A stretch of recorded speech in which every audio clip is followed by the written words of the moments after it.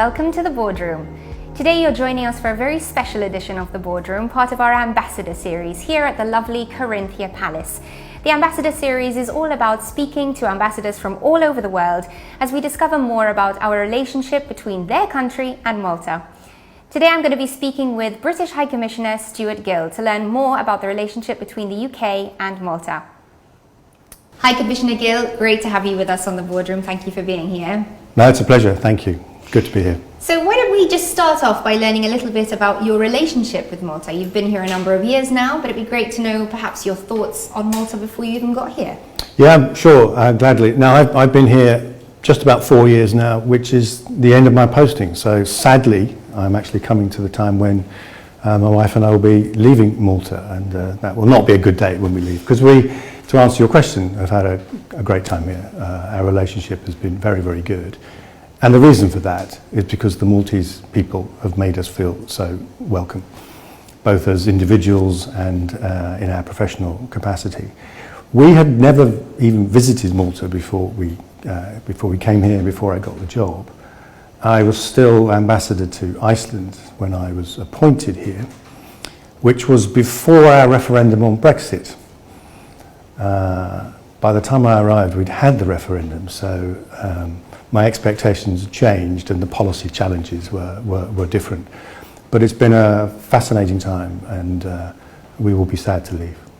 Well, I'm glad to hear that you've had a good time here in Malta, and of course we'll be very sad to see you go as well. Thank you. Talking about challenges there, obviously the past few months have been a very, very challenging time, possibly something that you couldn't even have imagined at the start of your tenure. Could you talk us through a little bit about what the UK has been through with regards to COVID?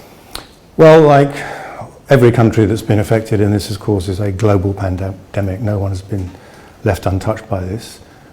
It's been difficult. It's been difficult for all of us.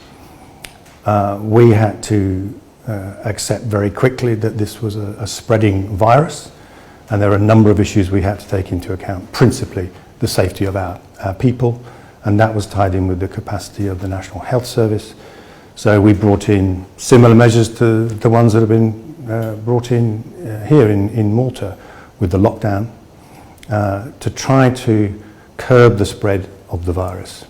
Now, we peaked around about the end of April, beginning of May, so that curve flattened and is coming down, and the numbers are looking a whole lot better now, to the point where the British government has been able to lift a lot of the restrictions on lockdown.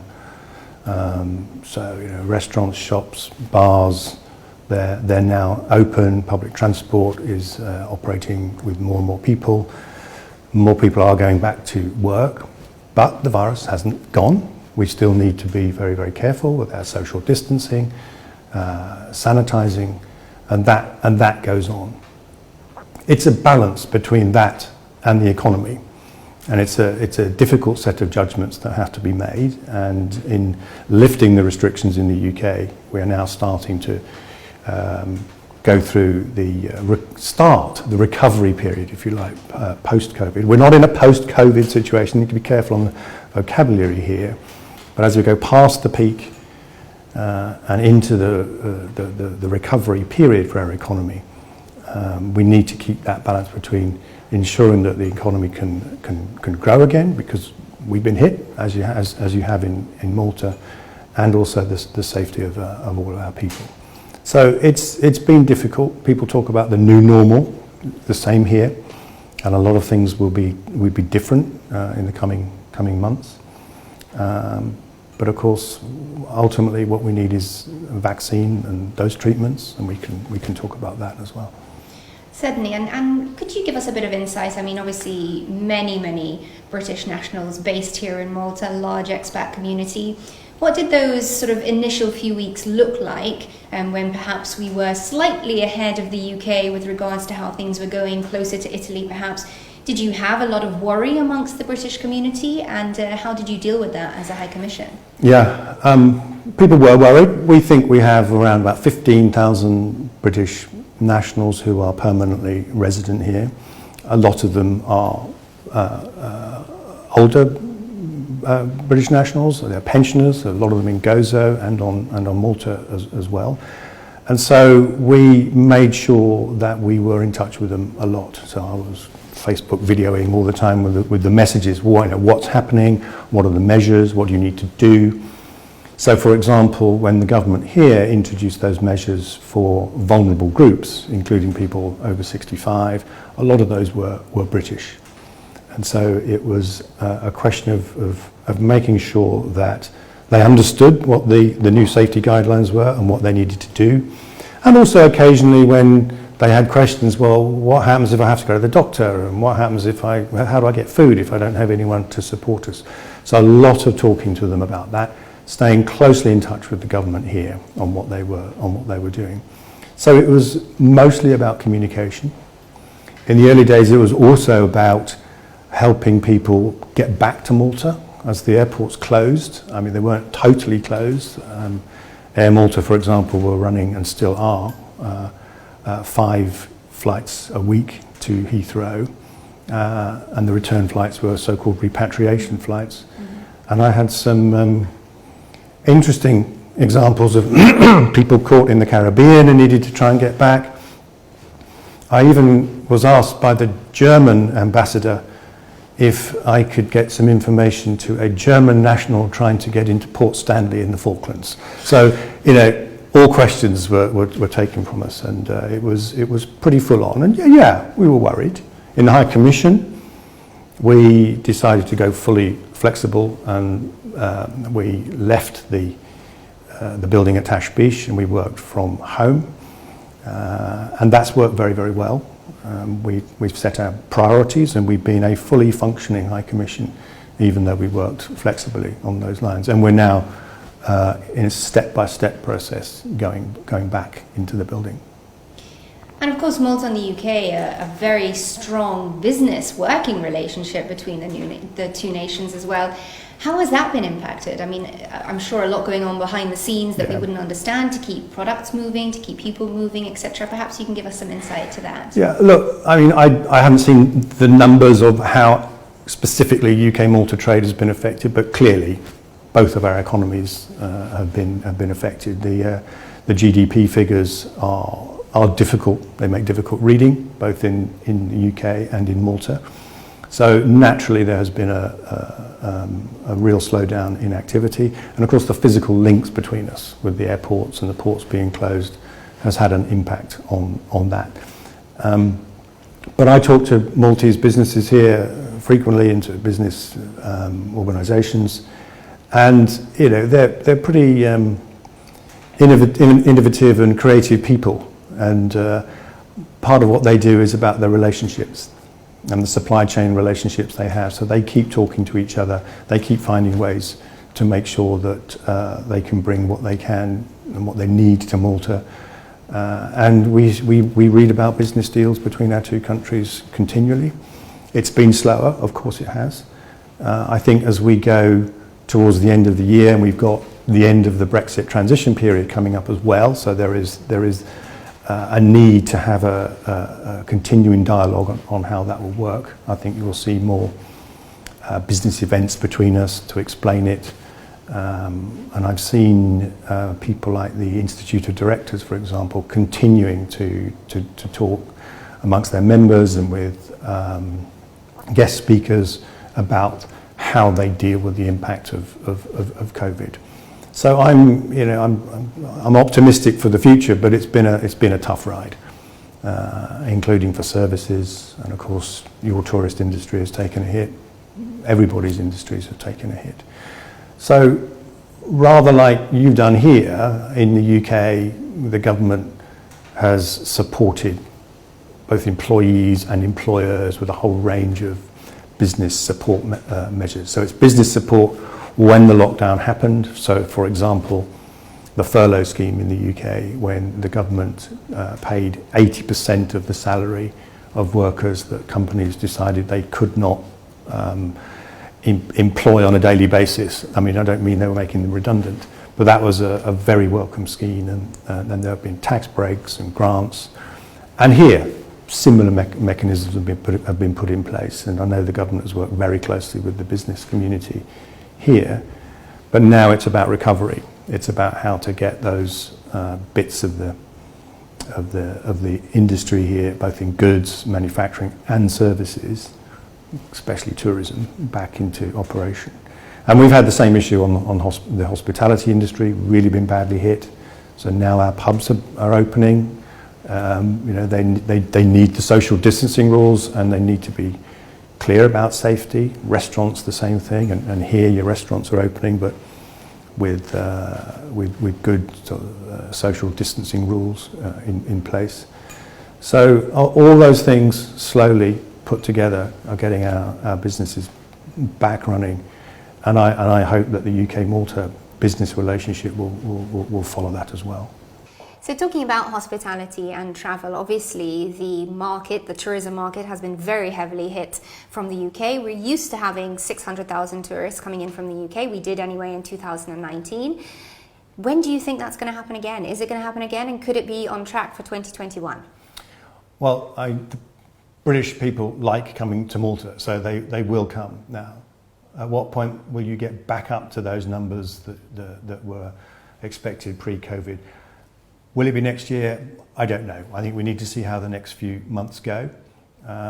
Malta is now open to UK tourists, so we have seen them coming in, but they're not clearly going to be at the same number. I think people are going to be nervous for a little while. On the other hand, people need their holidays. Lockdown was long and difficult for a lot of people, and there's a real desire to get out to places like Malta. And as I say, the Brits have been coming here for years. They like coming here. There's plenty to do and plenty to see. The weather's not bad. So I would expect the curve to go up, but it'll be slow. Let's see what happens with a possible second wave. And I don't just mean Malta, but globally, and how that's managed, particularly if it coincides with the flu season in the autumn and the winter. So there's a long way to go. The virus hasn't gone, so caution. But Malta has so many things going for it, and I think what the Malta Tourism Authority and Giulia Ferrugia-Portelli as tourism minister has been doing to promote Malta in these very difficult times, it's been good. It's been quite targeted and sensible. So let's hope. And in fact, as we look to the future, and obviously there are going to be changing trends, things will be different post-COVID, what do you think that British tourists are going to be looking for in the destinations that they choose? I think it's a variety of things. I mean, the great thing about Malta and Gozo, as small as the nation is, it has such a rich variety of things to see. I mean, I have a personal interest in the historical aspect of Malta. I mean, everywhere you go, you see Malta's heritage in one way or another. And I think it's, there are so many things that people can come and see, not just to look at and to learn about the history, but for some people, it's part of their own history. I mean, the Commonwealth War Graves Commission, for example, which runs several cemeteries here, they've been targeting British tourists to come and visit those cemeteries, and I've worked with them on that to encourage that. So that's one element of the history that I think could be expanded. They'll come to Malta looking for a quality holiday. It's I'm not going to name other places in Europe, but it's a different type of holiday. It's not just come to Malta and have a beach holiday. It's the quality of the water, it's the quality of the scuba diving, the service, the hotel. So I think that needs to have continual improvements to it to keep capturing those Brits who want to come for those reasons. Absolutely. And let's talk now about opportunity. Obviously, we're going into, again, a very different world than we had pre-COVID. And how should business entrepreneurs, how should people who are interested in business opportunities be thinking about the future relationship with the UK? What sort of opportunities do you think the UK is open to hearing from outside? Yeah, I mean, this is partly tied up with the post-Brexit period, of course, and that's a key aspect in all of this. So let's touch on that for a bit. We keep talking about Brexit and Brexit happening. Brexit has happened. We have left the European Union. We're in the transition period where EU rules and laws still apply until the end of December. But we have left, and it's now all about the future relationship between us and the European Union. And those negotiations have been ongoing throughout the COVID crisis, albeit virtually to begin with, but now face to face. And we want an agreement on this, and I think both sides want an agreement, but we want to have an agreement because we want to be able to have a relationship with the EU as an independent sovereign nation. And I think one of the aspects that's been forgotten on this is that the British people voted to leave, which means we won't be in the single market, we won't be in the customs union, we won't be subject to the jurisdiction of the European Court of Justice. We will be a separate independent nation. And our trading relationship, which will be the heart of our relationship, needs to be on that basis between two sovereign entities. So the discussions on the free trade agreement, which have been difficult and at times we've been some way apart, need to understand where we're coming from. The EU side needs to understand the UK principles and aims here, which is, as I've said, as an independent sovereign nation. And the free trade agreement is not something we want to be written especially for the British. It's not a bespoke UK, EU, FTA that's never been written before. We're looking for things that have been agreed with other countries already. And Canada is the most oft-cited example of what we should be aiming for. I think that hasn't been fully understood, and that will leave us free to make our own laws, make our own trade rules, and so forth. I mean, you may have seen in the media where, plans to build a depot in Kent to handle the traffic that's coming through. Yes, there'll be friction. It won't be the same trade processes as before, but with an ambitious, or should I say, a free trade agreement which is principally already there, we have the ability to have good free trade. We have the ability to have it at a zero tariffs in a way which benefits both us and the European Union. And of course, Malta will benefit from that. And it's important, for example, that we get our services agreement in the free trade agreement right. Malta has a growing financial services sector, and it's right that there is a solution to that part of the free trade agreement, because for Malta it's important to have access to the City of London, both in terms of capital, but also in terms of the services and the people. So we need to maintain those connections, those movements. But it's not going to be the single market, it's not going to be the customs union, and I think we need to get beyond that if we're to get this agreement. And it can be done, and that's what we want. Certainly. So to businesses watching this and thinking, do I consider the UK as a market for my future? Should I be concentrating on what I can do for the UK? Or should I instead be shifting my attention elsewhere, either within the EU or to other places? What would you say to them? Well, the UK is a market of 66 million people. They speak English. We have very, very close connections with each other. You'd expect me to say yes to that. I mean, I've already talked about financial services. There are plenty of other connections that we have across a whole range of sectors. So yes, and actually I know people are doing that anyway. Mm-hmm. I don't think businesses here are saying, oh, well, that's it for the Brits, goodbye. Not at all. It's how do we maintain those links? And it is about personal links. It's business to business links. And we talked about reopening the airports, and now that's happened. Those physical links are going to carry on and hopefully accelerate those business relationships that we've got. So I'm optimistic about it. Excellent. Yeah. And possibly another area for optimism is the sort of collaboration that we have seen during COVID possibly being an example of how different nations are going to have to work together in the future on things like security, climate change, etc. Again, what would be your prediction of how that is going to continue into the future, these kind of important relationships?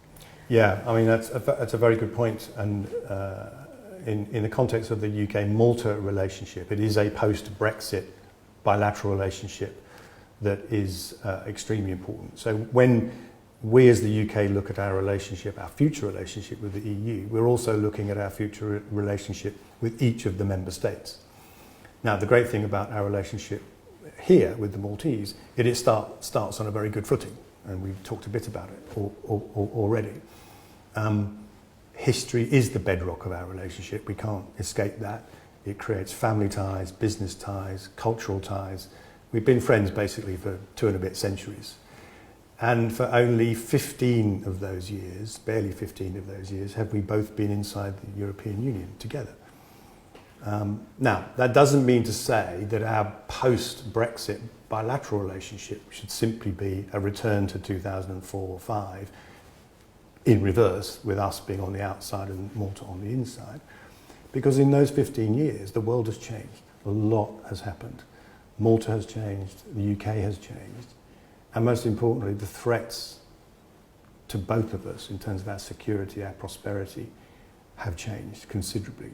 So our bilateral relationship needs to be about those things. You know, it's not just about the nice, fluffy things. You know, it's the serious issues that we have to deal with. And you mentioned a couple already. Climate change is one. Now we have COP26 now next year, not this year because of COVID, and we are already talking to the Maltese about what they will do in the run-up to COP26. It's all about getting to zero carbon emissions, and the Maltese government have got a number of ideas along those lines, and we talk very closely with them. And as we come out of COVID and as we approach COP26, and it'll come around very quickly, even though it's next year, we'll be talking very, very closely to the Maltese on that. And it's things like zero emissions, and it's things like green finance. And again, on financial services and the financial companies that are here, it's about ensuring that we get the right investment in green projects, in green infrastructure, including coming out of COVID. I mean, there are opportunities now to invest in rebuilding. Certainly this is how we see it in the UK, and in a way which is environment friendly, climate change friendly. I mean, the Chancellor of the Exchequer the other day was talking about an additional 140,000 jobs that could be created on the back of new build following COVID. And the emphasis on climate change is going to be huge in the UK. And I can see it is happening here as well. So I think there are a lot of things that we can talk to both the Environment Minister, Aaron Farrugia, his envoys, Simone Borge, but all other ministers as well. It's about infrastructure, it's about transport, it's about finance. So, yeah, we'll be sitting down talking to the Maltese a lot about that. And then there are things like regional conflict. I mean, Libya, very close neighbour of Malta, with implications across the realm of foreign policy and business as well, including migration. You know, Central Mediterranean migration is an issue with so many different sub-issues contained within it. So we maintain a very close dialogue with the Maltese on that. And then you come to things like illicit finance, money laundering, organised international crime. It's not a Malta problem, it's a problem for all of us. And I remember in my time here, when I first began talking to the Maltese government about money laundering, for example, and I said, look, this is not a Malta thing. We have an issue as well, and it's not us, the ex-colonial power, saying you've got to get your house in order. It's what can we do working together? Because sometimes we're chasing the same people, we're chasing the same criminals. So there is a whole range of really serious things, and I think our relationship is going to be about those, and it's going to be a very mature, security-based relationship. Absolutely. Well, as we wrap up our chat today, High Commissioner, it's great. Thank you for all the insight that you've given us, and perhaps just your final thoughts on the future of the Malta-UK relationship. The future is bright and other such cliches, but I think what I've just said about the seriousness of our relationship in the modern world is the important thing. We won't lose the underlying bedrock of that British Malta affection, and I think I can genuinely say that. You know, it's a crowded room out there.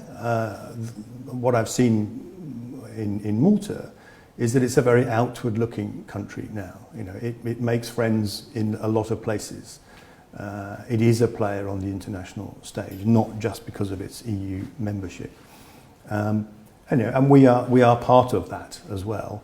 But I think our history goes a very long way to ensuring that our relationship will remain strong. And I see it in a post-Brexit period getting stronger and getting deeper, because we'll turn to each other more and more.